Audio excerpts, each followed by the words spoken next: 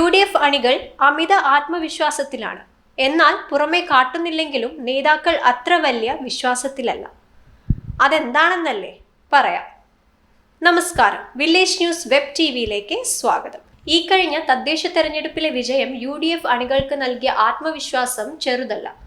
അവർ പ്രതീക്ഷിച്ചതിനേക്കാൾ വലിയ വിജയമാണ് കേരള ജനത അവർക്ക് നൽകിയത്.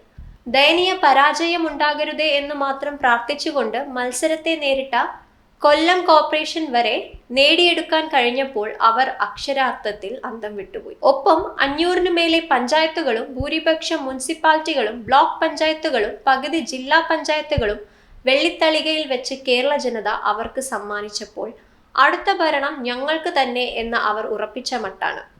എന്നാൽ അതത്ര ഉറപ്പാണോ? എന്നാൽ വില്ലേജ് ന്യൂസ് വെബ് TV കേരളത്തിലെ വില്ലേജുകളിൽ നടത്തിയ സർവേയിൽ ആ ചിത്രത്തിന് അത്ര തെളിച്ചം പോരാ. അവയെപ്പറ്റി വിശദമായി സെൻട്രൽ ഡെസ്കിൽ നിന്നും കാവ്യ പറയും. അത് നമുക്ക് കേൾക്കാം. കാവ്യ, റെഡിയല്ലേ? എങ്കിൽ പറയൂ കാവ്യ. ഗോപിക, 2010-ലും ഇതേ അവസ്ഥ തന്നെയായിരുന്നു. അന്ന് കേരളം ഭരിച്ചിരുന്നത് പരേതനായ VS അച്യുതാനന്ദനായിരുന്നു. ഭരണവിരുദ്ധ വികാരമായിരുന്നില്ല അന്ന് LDFന്റെ പരാജയ കാരണം. മറിച്ച് CPM-ലെ വിഭാഗീയതയായിരുന്നു അന്ന് LDFനെ തകർത്തു കളഞ്ഞത്. തുടർന്ന് 2011-ലെ തെരഞ്ഞെടുപ്പിൽ വലിയ ഭൂരിപക്ഷത്തോടെ തങ്ങൾ അധികാരത്തിലെത്തുമെന്ന് UDF പ്രതീക്ഷിച്ചു. ഭരണത്തിലേറുമെന്ന അവരുടെ പ്രതീക്ഷ തെറ്റിയില്ല. 2011-ൽ പരേതനായ ഉമ്മൻചാണ്ടിയുടെ നേതൃത്വത്തിൽ UDF വിജയിച്ചു. പക്ഷേ ആ വിജയം കയ്യാലപ്പുറത്തായിരുന്നു. അന്ന് 140 സീറ്റുകളിൽ UDFന് കിട്ടിയത് വെറും 71 സീറ്റും LDFന് കിട്ടിയത് 69 സീറ്റുകളുമായിരുന്നു. അത് VSന്റെ തുടർഭരണം ഉണ്ടാകാതിരിക്കാൻ CPM ഔദ്യോഗിക നേതൃത്വം കളിച്ച കളിയുടെ ഫലമായിരുന്നു എന്നാണ് രാഷ്ട്രീയ നിരീക്ഷകർ ഇപ്പോഴും പറയുന്നത്. തുടർന്ന് CPM-ലെ ശെൽവരാജിനെ കാലുമാറ്റി കൂടെ ചേർത്ത് UDF ഭരിച്ചത് ചരിത്രമാണ്. അന്ന് UDFനെ നൂൽപ്പാലത്തിൽ കയറ്റിയത് അണികളുടെ അമിത ആത്മവിശ്വാസമായിരുന്നു എന്നാണ് നിരീക്ഷക മതം. അന്നുണ്ടായത് ഒരു ദയനീയ പരാജയമായിരുന്നു. നേരിയ ഭൂരിപക്ഷത്തിലെ ഭരണം ഉമ്മൻചാണ്ടിയെ എത്രമാത്രം കോംപ്രമൈസുകൾക്ക് നിർബന്ധിതനാക്കിയെന്നും നേതൃത്വത്തിനറിയാം. അതാണ് അവരെ ആശങ്കപ്പെടുത്തുന്നത്. അതുകൊണ്ടാണ് കൂടുതൽ കക്ഷികളെയും നേതാക്കന്മാരെയും UDFിലേക്ക് ആകർഷിക്കാൻ അവർ ശ്രമിക്കുന്നതും. തദ്ദേശ തെരഞ്ഞെടുപ്പിലെ വോട്ടിംഗ് നില പരിശോധിച്ചാൽ UDFന് 80 നിയമസഭാ മണ്ഡലങ്ങളിലും LDFന് 58 നിയമസഭാ മണ്ഡലങ്ങളിലും BJPക്ക് 2ഇടത്തുമാണ് ഭൂരിപക്ഷമുള്ളത്. ന്യായമായി സമ്മർദ്ദങ്ങൾ അവഗണിച്ച് ഭരിക്കാൻ ഈ 80 സീറ്റുകൾ മതി. എന്നാൽ അത് മുഴുവൻ ലഭിക്കുമോ എന്ന കാര്യത്തിൽ UDFന് ആശങ്കയുണ്ട്. അത് കുറയുമെങ്കിൽ എത്ര കുറയുമെന്നിപ്പോഴും അവർക്ക് നിർവചിക്കാനാകുന്നില്ല. ഇത്രമേൽ ദയനീയ പരാജയം ഉണ്ടായിട്ടും LDFന്റെ ആത്മവിശ്വാസം പൂർണ്ണമായി തകരാത്തതിന് കാരണവും ഇതാണ്.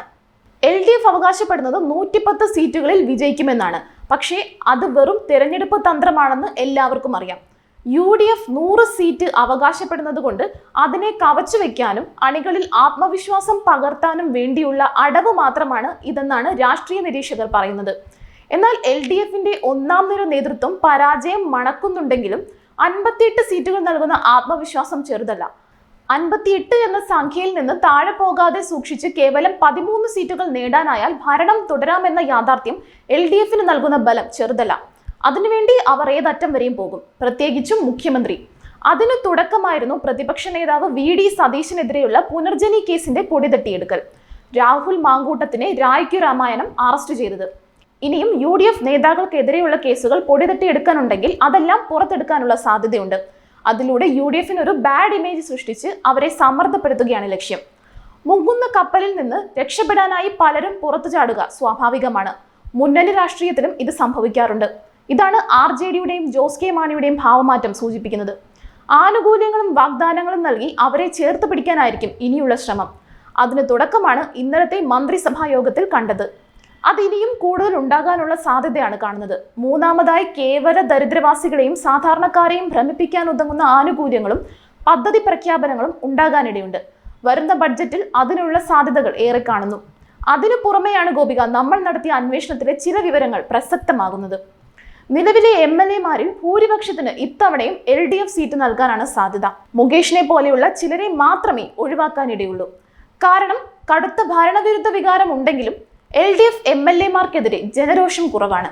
അവരിലേറെ ജനകീയരുമാണ്. ഇത് മുതലെടുക്കാനായിരിക്കും LDF ശ്രമിക്കുന്നത്. ഇനിയുള്ളതാണ് പ്രധാനമായ മറ്റൊരു കാര്യം.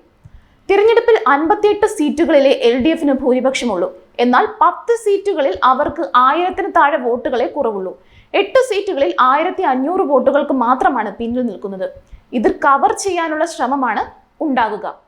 വരും മാസങ്ങളിൽ നടക്കുന്ന ജനക്ഷേമ പ്രവർത്തനങ്ങളും CPMന്റെ നൂല് പൊട്ടാത്ത സംഘടനാ ശേഷിയും പരമാവധി ഇതിന് പ്രയോഗിക്കാനായിരിക്കും ഇനിയുള്ള ശ്രമം. നമ്മുടെ കണക്കനുസരിച്ച് ഒരു വാർഡിൽ നിന്ന് വെറും 15 വോട്ടുകൾ അധികമായി നേടാനായാൽ 1500 വോട്ടുകൾ കവർ ചെയ്യുക ബുദ്ധിമുട്ടുള്ള കാര്യമല്ല. ഇനിയുള്ളത് ജനമനഃശാസ്ത്രമാണ്. ജയിക്കും എന്ന തോന്നലുണ്ടാക്കുന്ന ഏതെങ്കിലും മുന്നണിക്ക് വോട്ട് ചെയ്യുന്ന വലിയൊരു വിഭാഗം കേരളത്തിലുണ്ട്. ഇത് ഏറെ ദുർബലപ്പെടുത്തുക BJP ആയിരിക്കും. സംസ്ഥാനത്ത് കടുത്ത ത്രികോണ മത്സര പ്രതീതി സൃഷ്ടിക്കാനിടയുള്ളത് 40 മണ്ഡലങ്ങളിലായിരിക്കും. ഇവിടെയെല്ലാം ഒന്നാം കക്ഷികൾ ആണെന്ന പ്രതീതി സൃഷ്ടിച്ച് പ്രചരണത്തിൽ 3ാം സ്ഥാനത്തേക്ക് പോകുന്ന കക്ഷികളുടെ വോട്ടുകൾ കവർന്നെടുക്കാനായിരിക്കും CPM ശ്രമിക്കുക. മഞ്ചേശ്വരം പോലെയുള്ള അപൂർവ മണ്ഡലങ്ങളിലെ LDF 3ാം സ്ഥാനത്തേക്ക് പോകാനിടയുള്ളൂ. അതിവിടെ ശ്രദ്ധേയമാണ്. 100 മണ്ഡലങ്ങളിൽ LDF UDF മത്സരമായിരിക്കും. ഇവിടങ്ങളിൽ BJP വോട്ടുകൾ ആകർഷിക്കാനായിരിക്കും CPMന്റെ ശ്രമം. UDFൽ ന്യൂനപക്ഷ പ്രീണനം ആരോപിച്ച് ഹൈന്ദവ ഇമേജ് നേടിയെടുക്കാനുള്ള CPM ശ്രമത്തിന്റെ പിന്നിലെ തന്ത്രം ഇതാണ്. LDFന്റെ ഈ തന്ത്രങ്ങളെല്ലാം വിജയിച്ചാൽ അടുത്ത തവണ ആരുമായിരിക്കുമെന്നത് നിർവചിക്കുക ബുദ്ധിമുട്ടായിരിക്കും ഗോപിക. UDFന്റെ അമിത ആത്മവിശ്വാസത്തിന് പ്രസക്തിയുണ്ടോ എന്ന് ഞങ്ങൾ ചോദിക്കാൻ ഇടയാക്കുന്ന സാഹചര്യങ്ങൾ ഇതാണ്.